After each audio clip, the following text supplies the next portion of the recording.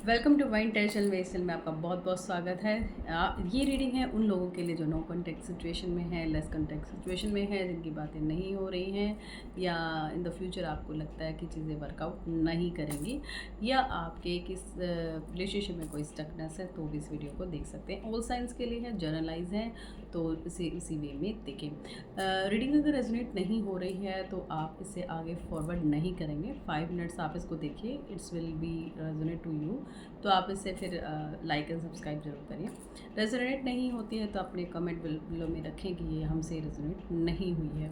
This is just full year love reading, क्योंकि relationship area those days बहुत ज़्यादा चल रहे हैं और हम कोशिश करेंगे कि आपके इस रिलेशनशिप एरिया को क्लियर करने के लिए। If you want to personally connect my WhatsApp number is 8396804622। This my personal number, you connect me directly, only message, don't call. Okay, I'm who I am.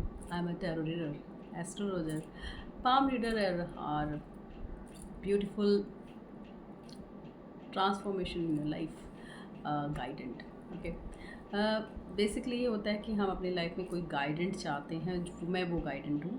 I am just a mediocre, कि मैं भगवान से जो communication निकलता है वो आपको दिखाती हूँ। चलिए कैसे करेंगे, अपने कोड्स अपने लॉर्ड से कनेक्ट कर दीजिए। मैं यहाँ पर निकाल रही हूँ आपकी reading. Please just guide me, those who are connected me on my video, please give me guidance. और no contact, less contact, communication gaps, collabs, not satisfy his partner, a communication gap, doesn't want to communicate clearly, a doubt, जो भी चीज़ें आपके मन में है आप पूछ सकते हैं। ये सभी साइन केस के लिए है। अगर आप कॉन्टैक्ट में हैं और आपको लगता है कि कुछ गैप है तो भी आप इसको देख सकते हैं। चलिए let's see. Page of swords, 3 of wands, 9 of swords, 4 of swords, okay, king of swords, okay, last है द डेविल। ओके, मैं आपको बताती हूँ हो क्या है। सिचुएशन यहाँ पर ऐसी है कि आपने बहुत एफ़र्ट लगाया और आपने इमोशंस को रखा, इमोशंस को बैलेंस करने की कोशिश की। इंसान को बताने, आप जिस पार्टनर को, या गर्ल बॉय से रेजोनेट है कि गर्ल के लिए स्पेसिफिक नहीं है, फीमेल हो मेल हो, आप दोनों देख सकते हो। तो आपने बहुत एफ़र्ट किया है और आप बहुत डीप डाउन इमोशनली कनेक्टेड हुए हैं आपस से, और अब इमोशनली कनेक्ट होने के बाद आपको लगता है कि चीज़ें वर्कआउट नहीं की गई। एक्चुअली आपके जो बीच में डिस्टेंस आया है वो आया है थिंकिंग लेवल पर। बहुत ज़्यादा थिंक करके आपने इसे गलत मैनिफेस्ट कर लिया है। जो रिश्ता है वो अंदरूनी तौर पर है, शो ऑफ में नहीं है। वो एक्सेप्टेंस नहीं दे रही हैं, वो आपको कमिटमेंट नहीं दे रहे हैं। सबसे बड़ी चीज़ है कि कमिटमेंट नहीं मिलता है हमें और हम अनसेटिस्फाई रहते हैं।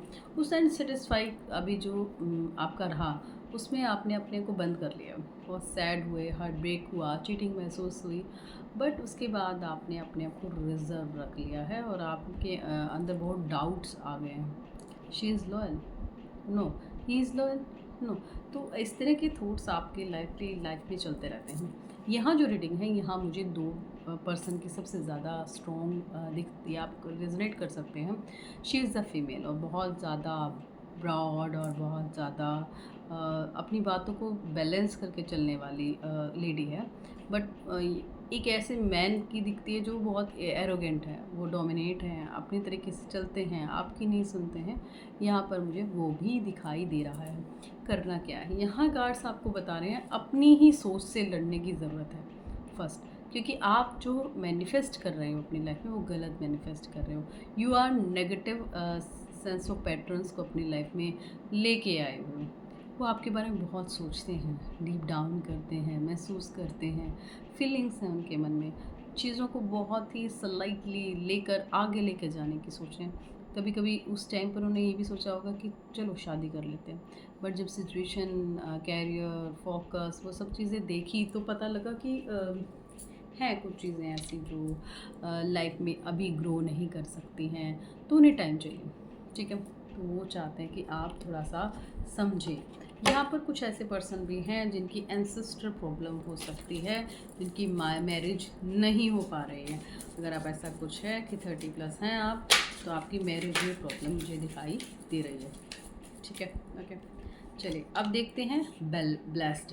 आप आने वाले डेज में ब्लेस्ड महसूस करेंगे। सॉरी आई एम फम्बलिंग, क्योंकि मुझे यहाँ पे आपकी एनर्जी भी फम्बलिंग जैसी लग रही है, क्योंकि लगता है कि आप स्टक हैं, बहुत कंफ्यूज्ड हैं और अपनी बातों को रख नहीं पाते हैं। वो चीज़ें एक टेरर मतलब कर लेता है, उनको समझ में आने लगते हैं।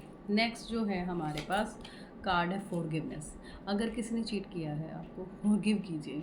यूनिवर्स से भी आप वही आशा रखते हैं कि हमें माफ़ कर दिया जाए। अगर आप वही आशा रखते हैं तो आपको भी अपने पार्टनर को फॉरगिवनेस देनी पड़ेगी।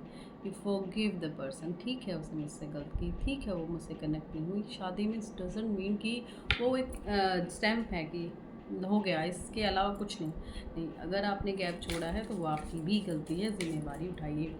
नेक्स्ट है आपको क्या करना है, मिशन। आपको अपनी लाइफ का कोई गोल बनाना है। कैरियर में हो सकता है, जैसे आपको कोई पार्टनर मिल गया न्यू, तो ऐसा नहीं उसे पकड़ कर रखिए, नो, फ्री छोड़ दीजिए। जैसे पंछी आज़ाद होते हैं, उड़ते हैं और फिर अपनी डेस्टिनेशन पर पहुंचते हैं, बिल्कुल वैसे फिक्शन में भी होता है। जब आप उसे होल्ड करते हैं तो चीज़ें बहुत ही टाइटली होती हैं। देखिए आपको कोई इंसान रिस्ट्रिक्ट कर दे, नहीं आपको ऐसे करना है, ऐसे करना है, नहीं ऐसा होना चाहिए, तो आप कैसा फील करेंगे? एग्जॉस्टेड फील करेंगे, उफ बांध दिया मुझे बिल्कुल, है ना? तो इस तरीके से आप इसको महसूस करेंगे। बट अगर आप फ्री छोड़ देंगे तो ही इज़ द फील कि मैं ब्लेस्ड हूँ, मुझे लाइफ वो खुलकर सोचने वाला काम उसके लाइफ में होगा।